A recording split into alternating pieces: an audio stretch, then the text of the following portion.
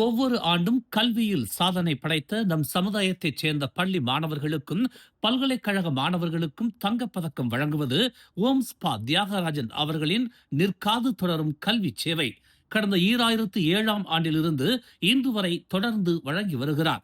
அந்த வகையில் கடந்த ஆண்டு மலாயா பல்கலைக்கழகத்தில் நடைபெற்ற இந்திய ஆய்வியல் துறை மாணவர்களுக்கான தங்கப்பதக்க விழாவில் ஓம்ஸ்பா தியாகராஜன் அவர்கள் ஒரு உண்மை சம்பவத்தை சொல்லி தானும் கலங்கியதோடு வருகையாளர்களையும் நெகிழச் செய்தார். இவ்வளவு நாளாக வீணாய் தங்கப்பதக்கம் வழங்குகிறீர்களே, அதனால் என்ன பயன் என்று சிலர் கேட்பதுண்டு. பலனை எதிர்பார்த்து செய்வது சேவை அல்ல என்பதை நான் தெளிவாகவே உணர்ந்தவன். அதனால் அந்த கேள்வியே தவறுதான். இருந்த போதிலும் அதன் பயனை நான் நேரிலேயே உணர்ந்திருக்கிறேன் என்று ஓம்ஸ்பா தியாகராஜன் தெரிவித்தார். ஒரு திருமண விழாவிற்கு சென்றிருந்த போது ஒரு பெண்மணி குழந்தையுடன் வந்து என்னை சந்தித்தார். ஐயா, என்னை தெரிகிறதா என்றார். எனக்கு அவர் யார் என்றே தெரியவில்லை. ஐயா, நான் இன்று உயர்ந்த பதவியில் இருக்கிறேன். இதோ பாருங்கள், இது முதலாக நான் பள்ளியில் சிறந்த அடைவு நிலையை பெற்றதற்காக நீங்கள் வழங்கிய தங்கப் பதக்கம் என்று தன் கழுத்தில் அணிந்திருந்த அந்த பதக்கத்தை எடுத்து காண்பித்தார். பின்னர் இன்னொரு பதக்கத்தையும் எடுத்து காண்பித்தார். அது பல்கலைக்கழகத்தில் தங்களால் எனக்கு கிடைத்த இன்னொரு பதக்கம் என்று உருகினார். மேலும் இன்னும் 2 வருடங்களில் முனைவர் பட்டம் பெறுவேன். அதற்கும் உங்கள் கைகளால் தங்கப்பதக்கம் பெற்று அதையும் என் கழுத்தில் அணிந்து கொள்வேன். என்னை மேலும் மேலும் உற்சாகப்படுத்தி இந்த அளவுக்கு உயர்த்த நீங்களும் ஒரு காரணம் ஐயா. மிக்க நன்றி ஐயா என்று சொன்னார். எனக்கு ஒரு கணம் என்ன செய்வதென்றே தெரியவில்லை.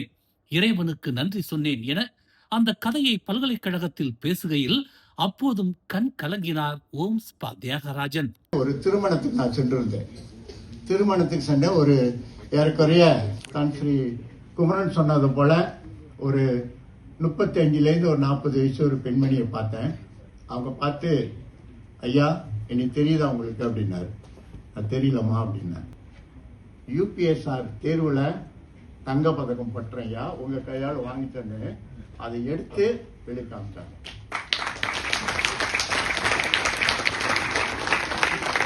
அப்புறம் 2 வருடத்துக்கு முன்பு இந்திய ஆய்வுத்துறையில இன்னொரு தங்கம் பெற்றையா அப்படின்னு அதையும் காமிச்சாங்க. இன்னும் ஒரு 2 வருடத்துல முனைவர் பட்டம் உங்ககிட்ட தங்க பதக்கம் வாங்குவையா அப்படின்னு கொண்டாங்க. அதுதான் எனக்கு கொடுத்த இவ்வளவு நாள் நான் செய்ததுக்கு எனக்கு கிடைச்ச அங்கீகாரம் என்று நான் நினைக்கின்றேன். அந்த வகையிலே அவருக்கும் நான் நன்றி சொல்ல கடமைப்பட்டிருக்கின்றேன். இந்த வாய்ப்பை நீங்க நல்ல முறையில் பயன்படுத்திக் கொள்ள வேண்டும். நான் மட்டும் இல்ல, நம்ம நாட்டில் முந்தி மாதிரி இல்லைங்க. இப்ப உதவிக்கரம் நீட்டுவதற்கு நிறைய பேர் இருக்காங்க. நிறைய பேர் உதவிக்கரம் நீட்டுவதற்கு நிறைய இருக்காங்க.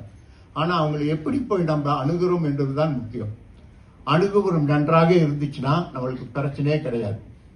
என்னை விட இன்னும் நிறைய பேர் உதவிக்கரம் நீட்டுவதற்கு தயாராக இருக்கிறார்கள். அன்ன சத்திரம் 1000 வைத்தல், ஆலயம் 10,000 நட்டல், பின்னருள்ள தர்மங்கள் யாவும் பெயர் விளங்கி ஒளிர நிறுத்தல், அன்ன யாவினும் புண்ணியம் கோடி, ஆங்கோர் ஏழைக்கு எழுத்தறிவித்தல் என்றான் பாரதி. அவர் சொல்லுக்கு இணங்க கல்வி சேவையில் தன்னை தொடர்ந்து ஈடுபடுத்தி வரும் ஓம்ஸ்பா தியாகராஜன் இந்த கல்வி சேவையில் எப்படி மன நிறைவு பெற்று நெகிழ்ந்தாரோ அதேபோல் சில சேவைகளால் மனவேதனையும் அடைந்துள்ளார் என்பதும் இங்கே நிதர்சனமான உண்மை. அப்படியான ஒரு சம்பவத்தை நம்மிடையே பகிர்ந்தார் ஓம்ஸ்பா தியாகராஜன். ராஜசேகரன் என்று ஒரு அன்றைய நண்பர் இருந்தார். SDH பள்ளி ஆய்வுக்கூட உதவியாளர், முன்னாள் தகவல் பிரிவு அதிகாரி, காப்பீட்டு முகவர், இந்தியன் டேட்டாபேஸ் மற்றும் கிராப் என பல வழிகளில் தன்னை நுழைத்துக் கொண்டு திரிந்தவர். அத்தகைய பல்துறை வித்தகரான எனது அன்றைய நண்பரான ராஜசேகரன் 10 ஆண்டுகளுக்கும் மேலாக ஒரு வீட்டில் வாடகைக்கு இருந்தார். அந்த வீட்டிற்கு ஒழுங்காக வாடகை கொடுக்காமல் காலம் கழித்தார். அவ்வப்போது என்னிடம் வந்து வீட்டு வாடகைக்காக பண உதவி பெற்று செல்வார். பலமுறை அந்த வீட்டின் உரிமையாளர் வீட்டை காலி செய்யுமாறு உத்தரவிட்டுள்ளார். அந்த நேரத்தில் எல்லாம் அவருக்கான உதவிகளை நான் செய்திருக்கிறேன். அதன் பிறகும் அதே பிரச்சனை தொடர்ந்ததால் ஒரு வீடு பார்க்க சொன்னேன். அந்த நேரத்தில் ஒரு வீடு விற்பனைக்கு வந்தது. அந்த வீட்டை வாங்கி அந்த வீட்டில் இலவசமாக அவரை தங்கச் செய்தேன். அவரை பற்றி ஏற்கனவே எனக்கு தெரியும் என்பதால் பக்கத்து வீட்டுக்காரர்களிடம் வம்பு தும்பு எதுவும் வேண்டாம், ஏதேனும் பிரச்சனையை உருவாக்கி விடாதீர்கள், வீட்டை சுத்தமாக வைத்திருங்கள் என்று அறிவுறுத்தினேன். அதோடு இதற்கு முன்னர் இருந்த வீட்டுக்கு கொடுத்த மாதிரி வாடகை பணத்தை அப்படியே இந்த வீட்டுக்கும் என நினைத்து சிறுக சிறுக சேர்த்து வைக்க வேண்டும் என்றும் கூறினேன். ஒரு காலத்தில் நீ சொந்தமாக வீடு வாங்குவதற்கு அது பேருதவியாய் இருக்கும் என்றேன். ஏன் இப்போது இருக்கும் இந்த வீட்டையே கூட வாங்க உதவியாக இருக்கும் என்று கூறி அந்த வீட்டை அவர் வசிப்பதற்காக நான் வழங்கினேன். அதன் பிறகு அவ்வப்போது எனக்கு அங்கிருந்து புகார்கள் வர ஆரம்பித்தன. அதிலும் கோவிட் காலகட்டத்தில் தொடர்ந்து புகார்கள் வந்தன. அண்டை வீட்டுக்காரர்கள் அலைபேசியில் அழைத்து நிறைய குறைகளை சொன்னார்கள். நான் அங்கு சென்று பார்த்தபோதுதான் அந்த ஆளின் செயல்பாடுகள் எனக்கு தர்ம சங்கடத்தை உண்டு பண்ணியது. மேலே குப்பையை நிறைத்து வைத்திருக்கிறார்கள். குடும்பமே கீழே படுத்து உறங்க வேண்டிய சூழ்நிலை. பிரதான அறையில் உள்ள கழிப்பறைக்கு பாதி கதவு இல்லை. வாங்கி கொடுத்த சொகுசு இருக்கையும் அலங்கோலமாக கிழிந்த நிலையில் இருந்தது. வீடே அசுத்தமாக இருந்ததை நான் கண்டேன். வங்கியில் எவ்வளவு பணம் சேர்த்து வைத்திருக்கிறீர்கள் என்று கேட்டபோது சேமிப்பு இல்லை, கடன்தான் இருக்கிறது என்று அவர் மனைவி கூறினார். வீட்டை அலங்கோலமாக வைத்திருப்பது மட்டுமில்லாமல் 10-12 வருடங்களாக ஒரு காசு கூட சேர்த்து வைக்கவில்லை. நான் வாடகை பணத்தை கொஞ்சம் கொஞ்சமாக சேர்த்து வை, பின்னால் உதவும் என்று சொல்லியும் இப்படி அலட்சியமாய் அலங்கோலமாய் என் முன்னால் நின்றார் அந்த ராஜா. இதற்கு மேலும் இப்படியே விட்டால் சரியில்லை என்று எனக்கு தோன்றியது. நண்பரை நானே கெடுப்பது போல் ஆகிவிடும் என்று எண்ணி இனி மாதம் தோறும் 500 ரிங்கிட் வாடகை செலுத்த வேண்டும் என்று வாய்மொழி ஒப்பந்தம் போட்டேன். எனது கோபம் அவருக்கு விளங்கியது. இனிமேல் ஓம்ஸிடம் பேச இயலாது என்று புரிந்து கொண்டார். அதன்பின் வாடகை பணத்தை 1 மாதம் கொடுப்பார், 2 மாதம் கொடுக்க மாட்டார். இப்படியே சில மாதங்கள் கழிந்தன. அதன் பிறகு நகராண்மை கழகம் வேறு அறிக்கை அனுப்பியிருந்தார்கள். வீடு அசுத்தமாக இருப்பதாக குறிப்பிட்டிருந்தார்கள். அதைப்போல் அண்டை வீட்டாரின் புகார்கள் குறைந்த பாடில்லை, இன்னும் அதிகமாக வந்து கொண்டிருந்தன. இதையெல்லாம் உணர்ந்த நான் மீண்டும் அவரை சந்தித்து, உனக்கு சொன்னால் புரியாது, திருந்தவே போறதில்லை, அதனால் ஆகஸ்ட் மாதம் வெளியாகிவிடு என்று ஒரு அறிவிப்பு கடிதத்தை எழுத்து மூலமாக வழங்கினேன். அவரும் அதற்கு பதிலாக எழுத்து மூலமாக ஒரு கடிதத்தை கொடுத்தார். சில மாதங்கள் பொறுங்கள், நானே வெளியாகி விடுகிறேன் என்று சொன்னார். அந்த கடிதத்தை பெற்றுக்கொண்ட நான் ஒரு இந்தோனேசிய குத்தகையாளரை பார்த்து அந்த வீட்டை புதுப்பிக்க ஏற்பாடு செய்தேன். ஏறக்குறைய 3 லட்சம் வெள்ளி செலவாகும் என்று கணக்கிடப்பட்டது. ராஜசேகரன் கொடுத்த காலக்கெடுவுக்கு பிறகு, அதாவது 3 வாரங்களுக்கு பிறகு வீட்டை பழுது பார்க்க ஆட்களை அழைத்து சென்றேன். இந்நிலையில் ராஜசேகரன் அந்த வீட்டை காலி செய்திருப்பார் என்று நினைத்து சென்றேன். அங்கு சென்றவுடன் இரும்பு கேட்டை தட்டி பார்த்தோம், யாரும் வரவில்லை. வீட்டை காலி செய்து விட்டார்கள் என்று நினைத்து கேட்டை உடைக்குமாறு கூறினேன். அதை உடைத்து லாரியில் போடுவதற்கு 5 நிமிடங்கள் பிடித்தது. அதன் பிறகுதான் வீட்டின் கதவை திறந்து வெளியே வந்தார் அவர். என்ன என்று கேட்டார். ஏன் இன்னும் வீட்டை காலி செய்யவில்லையா என்றேன் நான். நாங்கள் வீட்டை பழுது பார்க்கப் போகிறோம் என்றேன். இல்லை, அதெல்லாம் முடியாது என்று வாக்குவாதம் செய்தார். அதையெல்லாம் பொருட்படுத்தாமல் நாங்கள் உள்ளே சென்று தரையை உடைக்க துவங்கினோம். எங்கள் ஆட்களும் அவர் பேசுவதை காதில் போட்டுக்கொள்ளாமல் அவர்கள் வேலையை செய்து கொண்டிருந்தார்கள். அவர் காவல்துறையை வரவழைத்தார். காவல்துறை அதிகாரிகள் வந்தனர். யார் வீட்டுக்கு சொந்தக்காரர் என்று கேட்டார்கள். நான் தான் என்று சொன்னேன். பத்திரத்தையும் காண்பித்தேன். காவல்துறையில் புகார் அளிக்க சொன்னார்கள். அதையும் மறுநாள் செய்தேன். இதற்கு மத்தியில் அவர் வீட்டிலிருந்து வெளியேறிவிட்டார். பின்னர் எனக்கு அவரிடமிருந்து வழக்கறிஞர் அறிக்கை வந்தது. பிரபல வழக்கறிஞர் மனோகரன் மலையாளம் வழக்கு தொடர்ந்திருந்தார். நான் எனது வழக்கறிஞராக அருண் காசியை நியமித்தேன். இதில் வேடிக்கை என்னவென்றால், காவல் நிலையத்தில் புகார் அளித்து இந்த வழக்கை தொடுக்குமாறு ராஜசேகரனை தூண்டி விட்டது டத்தோஸ்ரீ எம் சரவணன் தானாம். அவருக்கு பக்க துணையாக இருந்து எனக்கு எதிராக சரவணன் தான் வழக்கை தொடரச் சொன்னதாக நீதிமன்றத்தில் சொல்லி இருக்கிறார் ராஜசேகரன். அது உண்மை என்றால் அந்த நன்றி கெட்ட சரவணனுக்கு வேறு வேலை இல்லையா என ஓம்ஸ்பா தியாகராஜன் கேள்வி எழுப்பினார். அவர் நீதிமன்றத்தில் என்ன சொல்லி இருக்கிறார் என்றால், ஓம்ஸ் தியாகராஜனுக்கு எல்லா அரசியல் தலைவர்களையும் அறிமுகம் செய்து வைத்தது தான் என்று சொல்லியிருக்கிறார். டத்தோ சுப்பிரமணியம், தான்சி சுப்பிரமணியம், டத்தோ பத்மநாபன் போன்றவர்களை அறிமுகம் செய்து வைத்தேன். அன்வார் இப்ராஹிமை கூட நான் தான் அறிமுகம் செய்து வைத்தேன். அதனால்தான் ஓம்ஸ் இவ்வளவு புகழ் பெற்றார்.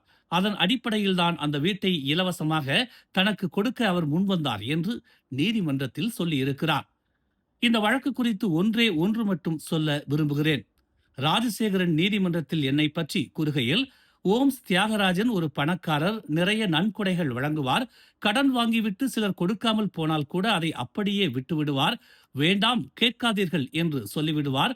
எந்த அரசியல்வாதிகளாக இருந்தாலும் பெரிய பெரிய தலைகள் எல்லாம் டத்தோ பத்மநாபன், தான் Sri Subramaniam, Dato Sri Saravanan, Dato Sri Anwar போன்றோர் எல்லாம் ஓம்ஸ் தியாகராஜனை அவர் வீட்டிலேயே சென்று பார்ப்பார்கள். ஓம்ஸ் அவர்களை சென்று பார்க்க மாட்டார், மாறாக அவர்கள் எல்லாம் ஓம்ஸ் வீட்டுக்கு வருவார்கள் என்று சொல்லியிருக்கிறார்.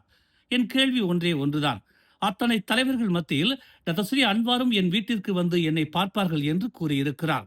நான் அந்த தலைவர்களை சென்று பார்க்க மாட்டேனாம், ஆனால் அவர்கள் என் இல்லம் தேடி வருவார்களாம். அப்படியானால் இவர்களை எல்லாம் அறிமுகப்படுத்தி வைத்தது தாம்தான் என்று ராஜசேகரன் சொன்னாரே, அதெல்லாம் பொய்தானா? நான் தான் அவர்களை போய் பார்ப்பதில் விருப்பமில்லாமல் இருக்கிறேனே, பிறகு எப்படி எனக்கு அவர்களை இந்த ராஜசேகரன் அறிமுகம் செய்து வைத்திருக்க முடியும் என்று ஓம்ஸ்பா தியாகராஜன் கேள்வி எழுப்பினார். வேடிக்கையான மனிதர்களால் ஜோடிக்கப்பட்ட வேடிக்கையான இந்த வழக்கின் தீர்ப்பு இன்னும் ஒரு சில மாதங்களில் வெளியாகலாம். அப்போது இந்த வேடிக்கை மனிதர்கள் தங்கள் முகங்களை எங்கு கொண்டு வைத்துக் கொள்வார்கள் என்பதை பார்க்கலாம் என்று ஓம்ஸ்பா தியாகராஜன் சாடினார். இதில் முக்கிய கோமாளித்தனம் என்னவென்றால், எனக்கு சொந்தமான அந்த வீட்டை தன்னுடைய சொந்த வீடு என்று ராஜசேகரன் வழக்கு தொடர்ந்திருப்பதுதான். இந்த திருட்டுத்தனத்துக்குத்தான் ஒத்து ஊதி இருக்கிறார் சரவணன். நாளை ஒரு கட்சியின் தேசிய தலைவராக ஆகப் போகிற சரவணனுக்கு கூடவா தெரியவில்லை எனக்கும் ராஜசேகரனுக்கும் உள்ள வித்தியாசம்?